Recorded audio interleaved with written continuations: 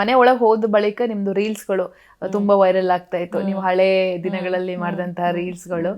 ಬಣ್ಣದ ಬದುಕಿಗೆ ಯಾಕೆ ಎಂಟ್ರಿ ಕೊಟ್ರಿ, ಯಾಕೆ ಬಣ್ಣದ ಸೆಳೆತ ಅಂತ ಹೇಳಿ? ಅದೇ ನನಗೆ ಈ ಇಂಡಸ್ಟ್ರಿಗೆ ಬರಬೇಕು ಅನ್ನೋ ಥಾಟ್ ಎಲ್ಲ ಏನಿರಲಿಲ್ಲ. ಚೆನ್ನಾಗಿ ಓದ್ತಾ ಇದ್ದೆ ಆ್ಯಕ್ಚುಲಿ ನನ್ನ ಮನೇಲಿ.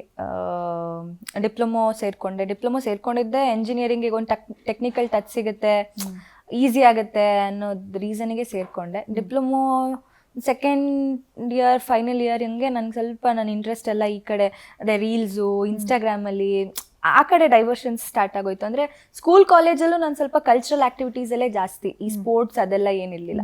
ಓದಬೇಕು, ಅದ್ರ ಜೊತೆಗೆ ಕಲ್ಚರಲ್ ಸ್ವಲ್ಪ ಇಂಟ್ರೆಸ್ಟ್ ಇತ್ತು, ಡಾನ್ಸ್ ಎಲ್ಲ. ಸೊ ರೀಲ್ಸ್ ಎಲ್ಲ ಬಂತಲ್ಲ, ಐ ಸ್ಟಾರ್ಟೆಡ್ ಡೂಯಿಂಗ್ ಇಟ್. ನನಗೆ ಡಿಪ್ಲೊಮೊ ಸೆಕೆಂಡ್ ಇಯರ್ ಫಸ್ಟ್ ಇಯರಲ್ಲೇನೋ ಫೋನ್ ಕೊಡಿಸಿದ್ರು. ಆವಾಗ ಇನ್ಸ್ಟಾಗ್ರಾಮ್ ಅಕೌಂಟ್ ಎಲ್ಲ ಓಪನ್ ಮಾಡಿ, ಫೇಸ್ಬುಕ್ ಅಕೌಂಟ್ ಎಲ್ಲ ಓಪನ್ ಮಾಡಿ, ಅಲ್ಲಿ ನನ್ನ ಪ್ರೊಫೈಲ್ ಫೋಟೋ ಹಾಕ್ತಿರ್ಲಿಲ್ಲ ನಾನು. ಅಂದ್ರೆ ಪಬ್ಲಿಕ್ ಅಲ್ವಾ, ಮನೇಲಿ ಹಂಗೆಲ್ಲ ಹಾಕ್ಬಾರ್ದು ಅಂತೆಲ್ಲ ಹೇಳ್ತಾ ಇದ್ರು.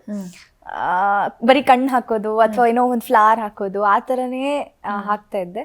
ಬಟ್ ದೆನ್ ಗೊತ್ತಿಲ್ದಂಗೆ ಮನೇಲಿ ರೀಲ್ಸ್ ಎಲ್ಲ ಮಾಡಕ್ ಸ್ಟಾರ್ಟ್ ಮಾಡ್ತಾ ಇದ್ದೆ. ಹಂಗೆ ರೀಲ್ಸ್ ಎಲ್ಲ ಮಾಡಿ ಇನ್ಸ್ಟಾಲ್ ಯಾವುದೋ ಒಂದು ಆಡಿಷನ್ ಕಾಲ್ ಇದೆ ಅಂತ ಪೋಸ್ಟ್ ನೋಡಿ ಮನೇಲಿ ನಾನು ಹಿಂಗೆ ನಾನು ಆಡಿಷನ್ ಕೊಡ್ತೀನಿ ಅಂತ ಹೇಳಿ, ಮನೇಲಿ ಸ್ಟಾರ್ಟಿಂಗಲ್ಲಿ ನೋ, ಬೇಡವೇ ಬೇಡ, ಅದಲ್ವೇ ಅಲ್ಲ, ನಮ್ಗಲ್ಲ ಅದು ಅನ್ನೋ ಥರ ಎಲ್ಲ ಹೇಳಿ, ಆಮೇಲೆ ಹಠ ಮಾಡಿ ಆಡಿಷನ್ಸ್ ಎಲ್ಲ ಸ್ಟಾರ್ಟ್ ಮಾಡಿ ಇವತ್ತು ಇಲ್ಲಿದ್ದೀನಿ.